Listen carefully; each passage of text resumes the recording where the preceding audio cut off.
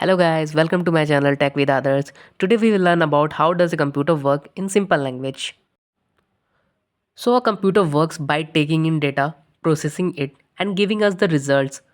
Let's break it down step by step with easy examples. Now let's start with the first point, input device. These are the tools we use to give information to the computer. Think about your keyboard or mouse. For example, when you tap a message on the keyboard, that's input data. You can also use the mouse to click on the things on the screen. And that's another way to give information to the computer. Next, let's move on the second point, CPU, Central Processing Unit.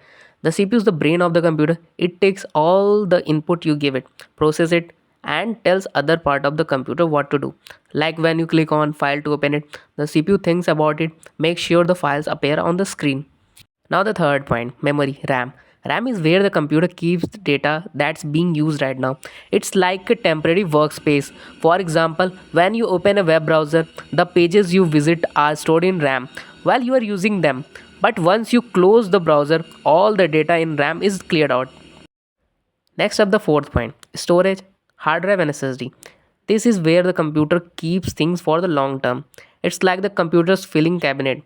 When you save a document or picture, it's stored on the hard drive. Even when the computer is off, these data stay safe. Moving on the fifth point, output devices. After the computer processes all the data, it source prints the result. This happens through the output devices like a monitor or printer. For example, the word you type on the keyboard shows up the screen, and that's the output.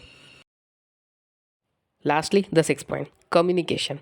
The computer uses a network card to connect to other devices and the internet. This helps it send and receive information. For example, when you browse the web or send an email, the network card connects you to internet to make it happen. Here is an example to put it all together. Imagine you are typing an essay.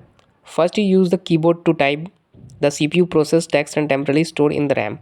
When you save it, it goes into storage. Later, when you want to see it again, you open the file and it's appear on the monitor.